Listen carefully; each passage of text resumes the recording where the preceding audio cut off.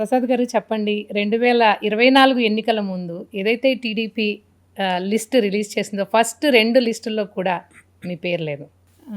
పెనమలూరు అంటే ముందుగా అందరికీ గుర్తొచ్చేది, పెనమలూరు నియోజకవర్గ ప్రజలందరికీ గుర్తొచ్చేది బోడే ప్రసాద్ పేరు.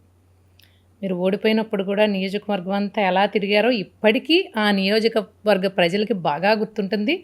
ఎవరికి ఏ కష్టం వచ్చినా కూడా టక్కన వీళ్ళు వాళ్ళు అని చూడరు, ఎలా ఉంటే అలా వెళ్ళిపోతుంటారు మీరు. అంటే అధిష్టానం అంతా ఆలోచించడానికి మీ పేరు ఆ నియోజకవర్గానికి అనౌన్స్ చేయడానికి ఆలోచించడానికి ఎందుకు టైం తీసుకుంది అనుకుంటున్నారు మీరు?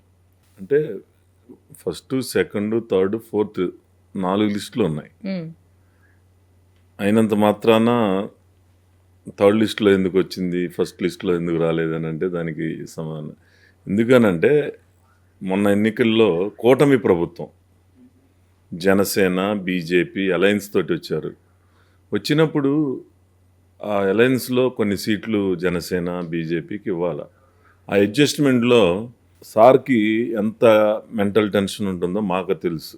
మేము ఒక పంచాయతీ సర్పంచ్ని సెలెక్ట్ చేయడానికి ఆ గ్రామంలో ఉన్న నాయకులతో చాలా టెన్షన్ పడతాం. అలాంటిది ఒక ఎమ్మెల్యే క్యాండిడేట్ రాష్ట్ర భవిష్యత్తు ఎన్నికల్లో చూడబోతా ఉన్నాం అని అంటే ఎన్ని జాగ్రత్తలు తీసుకోవాలో మనం అర్థం చేసుకోవాలి. ఫైనల్గా మనకు వచ్చిందా లేదా అనేది, మీరు వచ్చిందా దక్కించుకున్నారా, ఏదైనా అవ్వచ్చు, వచ్చిందా లేదా అనేది ఇంపార్టెంట్. ఫస్ట్ ఎందుకంటే పెనమలూరు నియోజకవర్గ సీటుని జనసేనకు అనుకున్నారు, ఆ తర్వాత తెలుగుదేశం పార్టీ సీనియర్ నాయకులు ఉమాగారు అనుకున్నారు.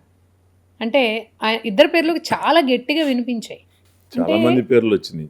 జనసేన అనేది రాలేదు కానీ చాలా మంది పేర్లు వచ్చినాయి. అట్ ద బిగినింగ్ పార్థసారథి గారికి వెళ్తుంది అని అనుకున్నారు. అదే అనేది ఒక పార్థసారథి గారు, ఆదిశాషిరావు గారు, ఉమ్మదేవిని హనుమామేశ్వరరావు గారు, ఆలపాటి రాజా గారు, బేగ్, చాలామంది పేర్లు వచ్చినాయి. కానీ బోడే ప్రసాద్తో కంపేర్ చేసుకుంటే సర్వేస్ ఐవీఆర్ఎస్ కాల్స్లో సపోర్ట్ ఎవరికి వచ్చింది అనేది సీఎం గారు చూసి దాన్ని బట్టి చేసేది. ఎక్కడో 5%, 95% వస్తే 5% వచ్చిన వాళ్ళని పబ్లిక్ యాక్సెప్ట్ చేస్తారా లేదా అనేది సార్ చూసుకుంటారు. అలాగే పెనమలూరు నియోజకవర్గంలో మీకు లేడీ ఫ్యాన్స్ ఎక్కువ అంటారు, నిజమేనా? వాళ్ళే మిమ్మల్ని గెలిపించారనుకోవచ్చా? అలా ఏముండదు. నాకు పేదవారు ఎక్కువగా ఫ్యాన్స్గా ఉంటారు. ఎందుకనంటే నా దగ్గరికి వస్తే ఏదో ఒకటి వాళ్ళకి సహాయం అందుతుంది అనేది, వాళ్ళకి వచ్చిన ప్రతి ఒక్కరికి చేయలేం కానీ మ్యాక్సిమం వాళ్ళ దీనస్థితిని బట్టి నేను నా దగ్గర ఉన్నాయా లేదని కూడా చూసుకోకుండా వాళ్ళకి సహాయం చేస్తూ ఉంటాను. అలా ఒక్కొక్కసారి అబద్ధం చెప్పి లబ్ధి పొందేవాళ్ళు కూడా ఉంటారు. కానీ అది పెద్ద ఇష్యూ కాదు.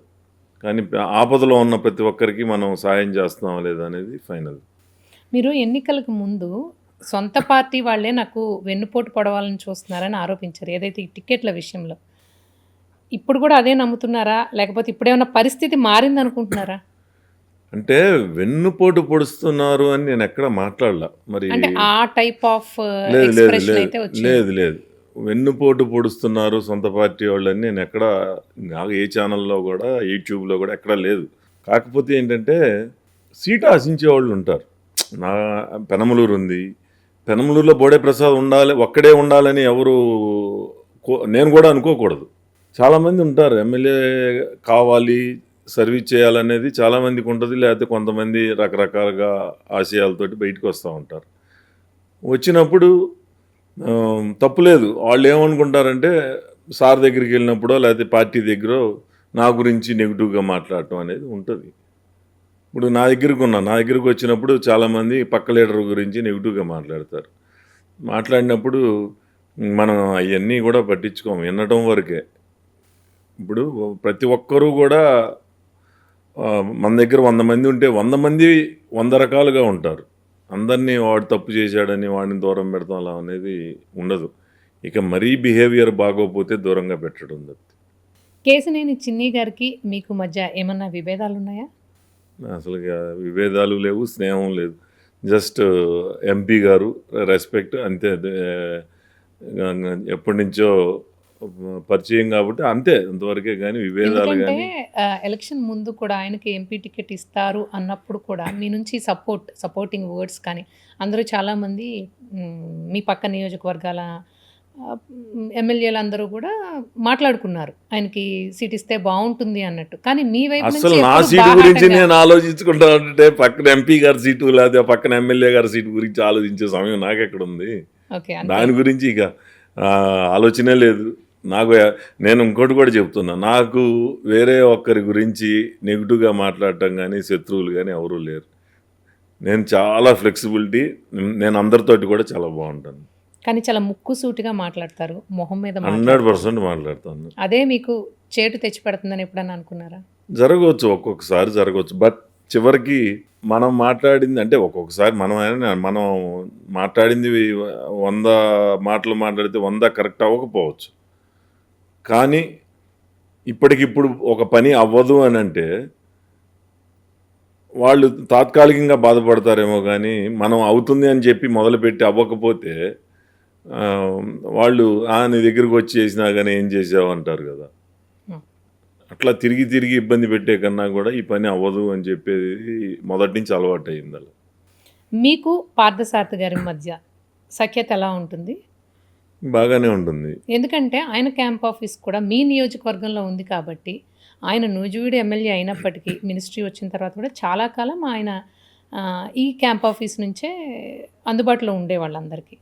అయితే లోకల్ కాంట్రాక్ట్స్ విషయంలో కానీ మిగిలిన విషయాల్లో కానీ ఆయన జోక్యం ఎక్కువగా ఉంది. ఆయన అనుచరులకే ఎక్కువ వస్తున్నాయి కాంట్రాక్ట్స్ అన్నీ కూడా, లేకపోతే ఏదైనా పనులు చిన్న చిన్న పనుల విషయంలో కానీ అని ఎక్కువ టాక్ వచ్చింది. ఇది నిజమేనా? ఇప్పుడు పార్థసారథి గారు వెంట వచ్చిన వాళ్ళు టీడీపీలో ఉంటారు, ముందు నుంచి కష్టపడి పనిచేసేవారు టీడీపీలో ఉంటారు, పార్టీ వచ్చిన తర్వాత అధికారంలోకి వచ్చిన వాళ్ళు ఉంటారు. ఒకవేళ సారథి గారి పక్కన వచ్చిన వాళ్ళకి మనం ఏదైనా చూడకపోయినా లేకపోతే వాళ్ళని పిలవకపోయినా అదిగో మేము వచ్చినా కానీ మమ్మల్ని పట్టించుకోవట్లేదు, కలుపుకెళ్ళట్లేదు అనేది వస్తుంది. అట్లా కాకుండా సమానంగా వాళ్ళకి ఇస్తున్నాం, మన దగ్గర ఉన్న వాళ్ళకి ప్రిఫరెన్స్ ఇస్తూ ఉన్నాం, ఎక్కడా కూడా లోటు లేకుండా ప్రతి ఒక్కరిని చూసుకుంటా ఉన్నాం. ఎవరైనా ఒకరిద్దరు ఫీల్ అయితే అది నా దగ్గరికి వచ్చి మాట్లాడితే ఆ ఇబ్బంది లేకుండా వాళ్ళకి ప్రథమ స్థానం ఇచ్చిన తర్వాతే వాళ్ళకి ఇస్తాను. దాంట్లో ఎటువంటి అనుమానం లేదు. వాళ్ళకైనా చేస్తున్నాం, అందరికీ మన వాళ్ళకి ఎక్కువ చేస్తూ ఉన్నాం, ప్రతి ఒక్కరికి చేస్తూ ఉన్నాం. Bringing the industry expertise to the classroom. KL deemed to be university.